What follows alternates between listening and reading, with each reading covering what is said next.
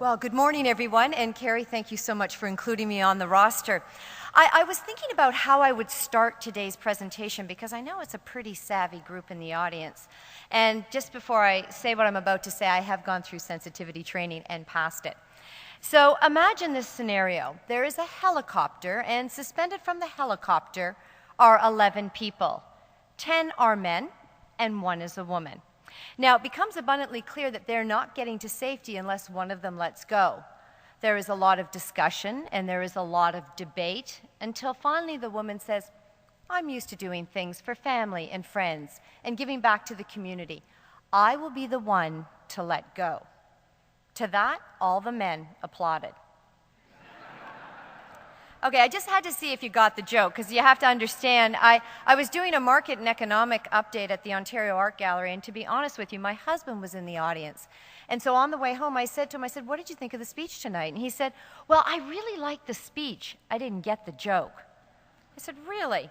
And I said, it's about taking control. Now, we have 4 children, 2 girls, 2 boys. They age and range from 21 to 25, and 3 are BComs. He said, Patty, tell them that story. I'm not kidding you, I did. And the boys, well, the girls looked to me killing themselves laughing, and our sons looked to their father and said, I don't get that. So there's a certain element of DNA that's gone awry in our family. But I think in today's environment, the importance of having a plan and taking control is what it's all about. Jonathan, I don't mean to put you on the spot, but I see Jonathan Chevreau's in here, and right after I got that lovely award, which I will tell you how incredibly honored I was, Jonathan asked me a question I couldn't answer at the time, and he said, Patty, what are you going to do differently because of the award? And I thought about it for a moment, and I said, it may sound as basic as having a plan. And he said, well, I don't think there's anything basic about having a plan because it is about going back to fundamentals.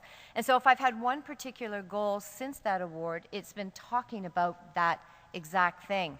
I was flying back from Victoria, and I was sitting there reading an Economist magazine, quite frankly, looking for any excuse to be distracted at that particular time. And a gentleman got on the plane, and the steward said to him, how are you today? And to that, the gentleman responded, I'm unbelievably, and I was waiting for him to say great. I don't know, that's what I was thinking in my mind. I'm unbelievably great. And he said, I'm unbelievably average. To that, he announces it to the whole plane. And I whipped my head up and I thought, like, who is proud of the fact that they are unbelievably average? And then I started to think about this whole retirement process and planning, and do you want to be the one with the average plan? This is how my mind starts to work. And I'll follow up with it, because when I got back from that trip, I ran my first marathon. I will tell you, it was my first and last marathon because my feet hurt. They hurt a lot. But I went to the walking mobility clinic, and the doctor, I said, my feet hurt, and I told him what I had done. And he didn't even look at me. He said, I know what your problem is. I said, how can you know what my problem is? And he said, oh, I know what your problem is. First he said, you're middle-aged. I said, you're fired. And then after that, he looked at me and he said, you're in denial. I said, what am I in denial of? And he said, you're in denial of the fact that you're middle-aged. I'm not sure you should be out running those marathons. And then again, my mind went back to the importance of a plan and how many boomers right now may in fact be in denial. When you look at the market correction that we've witnessed over the last 18 months and the subsequent rebound to some extent, portfolios, plans weren't put in place for a 70-year correction like we've seen. And it's hard to say, you know, I believe every single thing I say at exactly that moment. I do believe in the mantra of buy and hold. I was doing an interview on 680 News, and the markets had dropped 16% that week. From peak to trough, they were down 42%. And I remember saying, if you have good quality investments and a long-term perspective, you're going to get through this. I wasn't off the radio, I'd say 10 seconds, when my husband called me in the car, and he said, hey, I listened to you on the radio. Great advice for everybody else, but what are we doing with our portfolio? That is what we are doing with our portfolio. But when you think about, has anyone here read the book Good to Great or Built to Last by Jim Collins? Yeah, Jim Collins is clearly a business guru. I often joke in the book Good to Great, we've been to dinner with Jim Collins a couple of times, and my husband's credited, so because he's a friend of my husband, I go, Jim Collins is a good friend of mine. But in truth be known, I was talking to him just shortly after the award, and I was saying the importance of having a plan in place. And he said, Patty, let me tell you the story of Admiral Stockdale. And I thought I would share it with you because it did put things into context for me. When you talk about Admiral Stockdale, at the height of the Vietnam War, he was captured.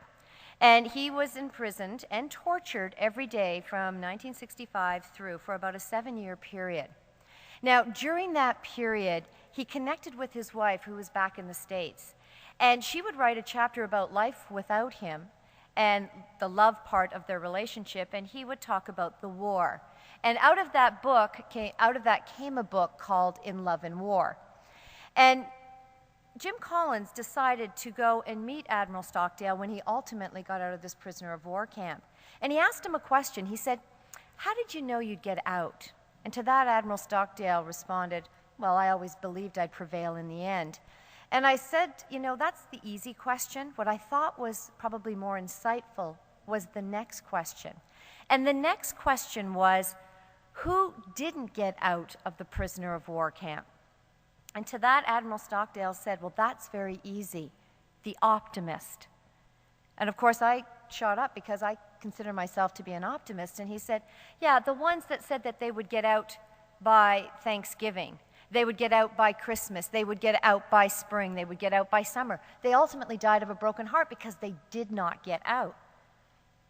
And so he said, well, how do you take that into the context of where you're at today? And he said, never confuse confronting the brutal facts with the ultimate discipline and understanding that tells you that you know you're going to prevail in the end. We have to confront the brutal facts of this economy. We're not in a depression, but we are in one of the greatest recessions of all times. We have to confront our brutal reality. We have to sit down with our clients and say, here's the plan. And let's not be Pollyanna. Let's recognize, though, that we will prevail ultimately in the end. Sadly, we had a nephew pass away a year ago. And my two greats, Uncle John, was there. And he said to me, he said, Patty, I watch you on BNN every day, and if I'm honest with you, my ego went to say, well, thank you, Uncle John. And he said, no. Before I could even get it out, he looked at me and he said, you know what? I'm watching you get old like the rest of us every single day. Well, thank you, Uncle John. And he said, I think it's time for Plan B. And I looked at him and I remember thinking quite distinctly, I don't need Plan B, I'm doing Plan A. I love what I'm doing in Plan A. And I'd like a 10 handicap, but I love what I'm doing aside from that, from a work perspective. And he said, no, you're missing the point. You need a Plan B. And when you have a plan and you get through what we've been through over the last little bit, people are looking for, okay, draw that line in the sand. I've been through my Plan A, but I hope working with you, you've got a Plan B for me. And it doesn't mean you change the strategy, but it may mean you have to change the tactics. And to have this reinforced, what I did was I sat down with retired General Rick Hillier. And I said to him, when you take the troops into Afghanistan, you're not starting from scratch every time, are you? And he said, not every time. But when you feel like you've been beaten down by a battle and you still know you want to win the war, you got to go back to basics. And that's at a point where many of us are with our financial plans. It's not changing the strategy. It's not changing the goal. It's not changing the plan. But it's going back to basics and drawing that line in the sand and saying, all right, where do we go from here? How do we start to rebuild? How do we ensure that we're still aligned? Because there's a lot of emotion in this market. And what I'm finding is that if we go out and we deal strictly with the numbers, we don't deal with the emotional side, people are going to find they're dealing with the wrong people. They want you to address the emotion. And those of us in the room know that at any given point, there is 50% emotion and 50% valuation roughly in the markets. And at the height of Lehman a year ago, we saw it swing to 100% emotion. Because if it could happen to them, it could happen to anyone.